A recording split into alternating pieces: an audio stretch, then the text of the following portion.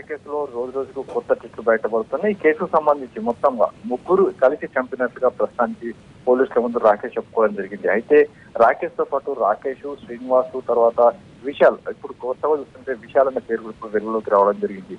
దీంట్లో విశాల్ ఏదైతే rowdy sheeter, SR Nagar rowdy sheeter manager అయిన విశాల్, అతను అల్లరి చిల్లరగా తిరుగుతుంటాడు, అతను జులైగా తిరుగుతుంటాడు. అతనికి ఏదైతే నగేష్ రాకేష్ రెడ్డికి పరిచయం చేశాడు. అయితే పరిచయం చేసిన నేపథ్యంలోనే 5 రోజులు అంటే దాదాపు వారం రోజుల ముందు నుంచే జయరాం హత్య చేసి ఆస్తులను మొత్తం కూడా కొట్టేయాలని ఒక ప్లాన్ తోటి మొత్తంగా రాకేష్ ప్లాన్ చేసినట్టుగా నగేష్, తర్వాత నగేష్ మేనల్డ్ అయిన విశాల్ తో పాటుగా శ్రీనివాస్, తర్వాత మరొక వ్యక్తికి మొత్తం 5 కూడా ఈ రాకేష్ రెడ్డి వారం రోజుల ముందే జయరాం హత్యకు సంబంధించిన ప్లాన్ కూడా చెప్పడం జరిగింది. అయితే దీంట్లో ప్రధానంగా చూసినట్లయితే హత్యకు సంబంధించి హత్య చేస్తున్న సమయంలో ముగ్గురు మాత్రం అక్కడ ఉండడం జరిగింది. విశాల్, శ్రీనివాస్, రాకేష్ రెడ్డి ముగ్గురు కలిసి అటు జయరాం చిత్రహింసలకు గురి చేసి హత్య చేశారు. అయితే దీంట్లో ప్రధానంగా నగేష్ పాత్ర కూడా ఉంది. ఎందుకంటే వారం రోజుల ముందు నుంచే జయరాం హత్య చేసినట్టుగా విషయం తెలిసినప్పటికీ పోలీసులకు కావచ్చు, లేకుంటే అటు కుటుంబ సభ్యులకు కావచ్చు, ఎవరికి చెప్పకుండా పూర్తిగా దాచిపెట్టడం జరిగింది.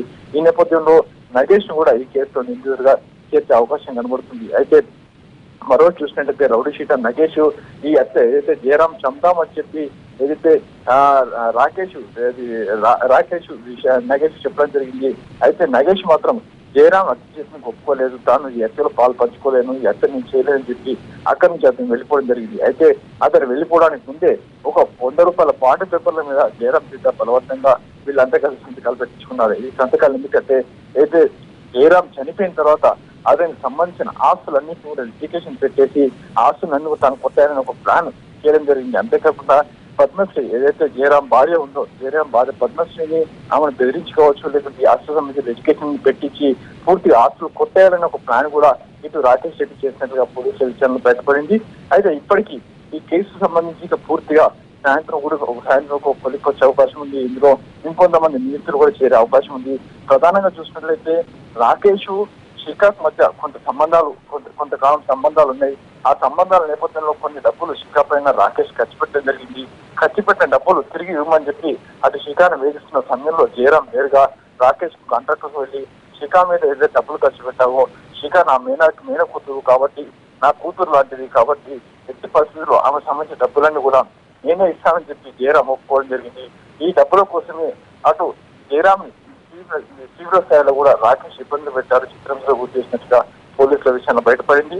అయితే దీనికి సంబంధించి ఇక పూర్తి స్థాయిలో విచారణ చేస్తున్నామని చెప్పి అధికారులు అంటున్నారు. ఇంకా ఇందులో మొత్తంగా 5 నిందితులు చేర్చే అవకాశం అయితే కనబడుతుంది.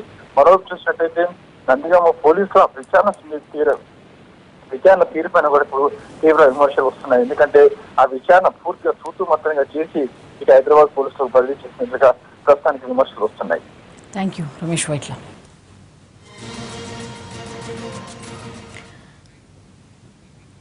వారం రోజుల ముందే జయరాం హత్యకు రాకేష్ స్కెచ్ వేసినట్లు తెలుస్తోంది. దీనిపై మరిన్ని వివరాలు మా కరెస్పాండెంట్ శర్మ అందిస్తారు. శర్మ,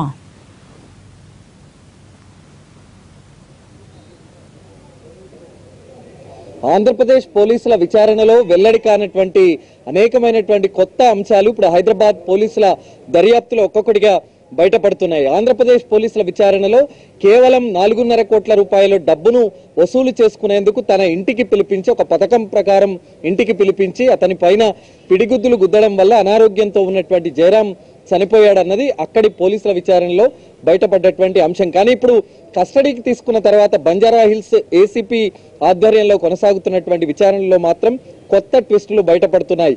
ఒక పక్కా పథకం ప్రకారమే జయరాంను హత్య చేసేందుకు రాకేష్ ప్లాన్ చేశాడని, అతనికి ఉన్నటువంటి 100 కోట్ల ఆస్తులను కాజేసేందుకు ఈ ఒక వ్యూహాన్ని రచించాడు. దీనికి సంబంధించి తన తోటి మిత్రులతో కలిసి ఈ వ్యూహం చేశాడన్నది ఇప్పుడు కొత్తగా వెలుగు చూస్తున్నటువంటి అంశం. దానికి సంబంధించి ఆయనకి ఉన్నటువంటి ఆస్తులకు కానీ, ఆయన భవిష్యత్తులో తాను చనిపోయిన తర్వాత తన వారసుడిగా రాకేష్ రెడ్డి అనేటువంటి ఒక వ్యూహాన్ని రచించేందుకు దానికి సంబంధించినటువంటి పత్రాలను, ఖాళీ పత్రాల పైన జయరాంతో సంతకాలు తీసుకున్నాడన్నది ఇప్పుడు చాలా కీలకమైనటువంటి అంశం. అంటే 4-5 బాండ్ పేపర్ల మీద అతడు ప్లెయిన్ పేపర్ల పైన జయరాంతో సంతకాలు తీసుకోవడం ద్వారా అతన్ని చంపేస్తే గనక, అది రోడ్డు ప్రమాదంగా చిత్రీకరిస్తే గనక నార్మల్ డెత్ గా వెళ్లి ఆయనకు ఉన్నటువంటి ఆస్తులను బదలాయించుకోవచ్చు.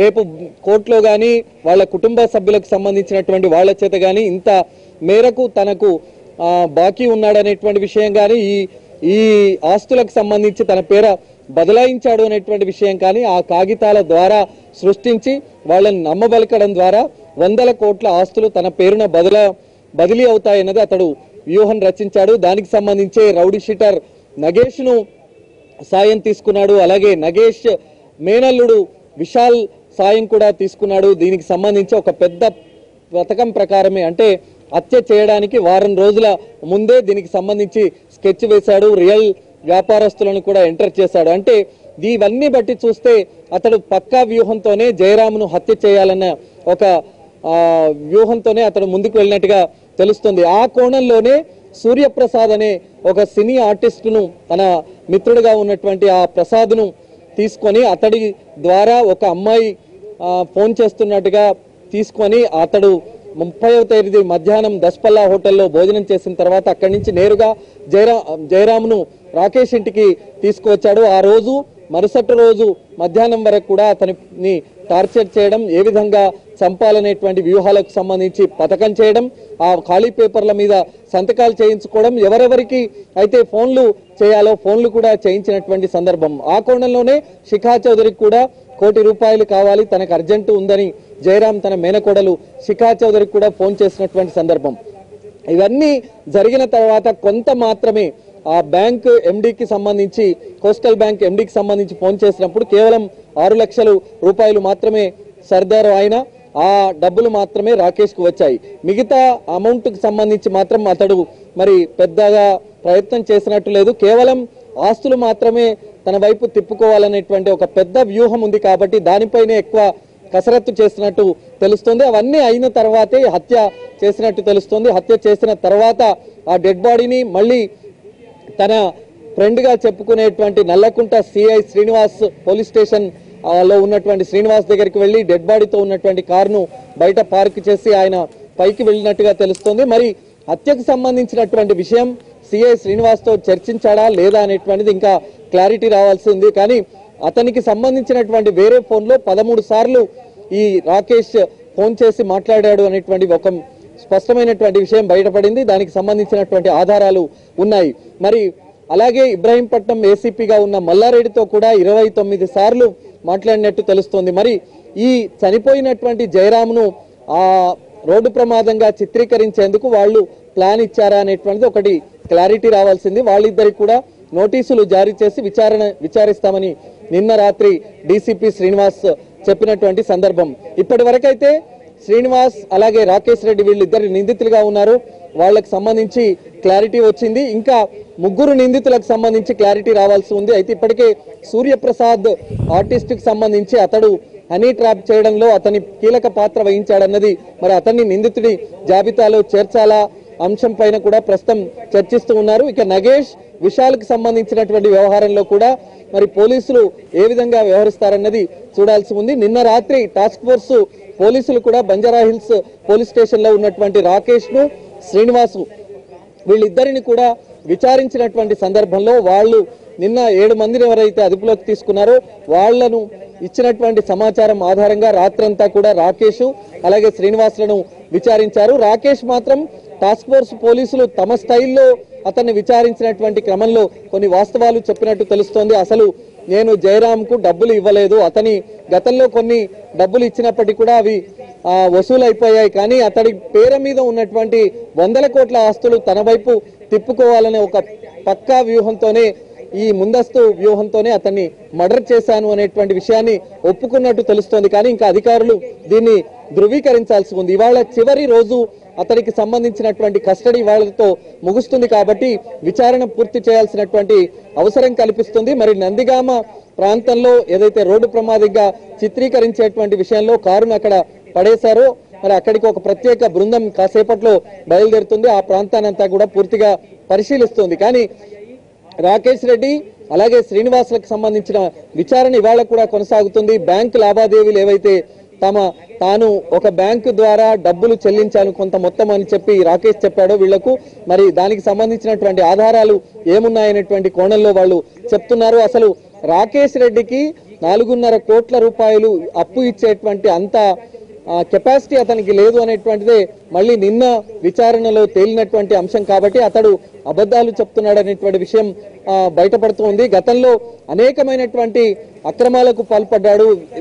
వేరే వ్యక్తుల పేర్లు చెప్పి కూడా అతడు లక్షల రూపాయలు వసూలు చేశాడు. ఈ విధంగానే చాలా మంది పోలీస్ అధికారులతో కూడా సన్నిహితంగా మెలుగుతూ వాళ్లతో అనేకమైనటువంటి సెటిల్మెంట్లు కూడా చేసినటువంటి సందర్భాలు కూడా ఇప్పుడు ఒక్కొక్కటిగా బయటపడుతున్నటువంటి అంశం. కేవలం 33-34 ఏళ్ల వయసున్నటువంటి రాకేష్ మరి ఇన్ని పెద్ద పెద్ద అక్రమాలకు పాల్పడడం, రియల్ దందాలకు పాల్పడడం, తప్పుడు డాక్యుమెంట్లు సృష్టించడం, ఇలా తప్పుడు ఫోర్జరీ పేపర్లు సృష్టించి మరి జయరాం లాంటి వ్యక్తులకు సంబంధించిన ఆస్తులనే బదలాయింపు చేసుకునేటువంటి వ్యవహారంలో అతడు ప్రవర్తించినటువంటి తీరు గతంలో అనేక వ్యవహారాల్లో కూడా ఇలాగే రాకేష్ తలదూర్చాడనేటువంటి విషయాలు ఇప్పుడు బయటపడుతున్నటువంటి అంశం ఉంది. కాబట్టి ఇవాళ చివరి రోజు మళ్ళా నిన్న జయరాం మేనకోడలు శిఖా చౌదరిని కూడా పోలీసులు విచారించారు. మరి ఆమె పాత్రకు సంబంధించి ఎటువంటి ఆధారాలు లేవనేటువంటిది నిన్న నిర్ధారించుకున్నారు. ఇంకా అవసరమైతే మరోసారి శిఖా చౌదరిని పిలిపించి విచారిస్తామని కూడా పోలీసులు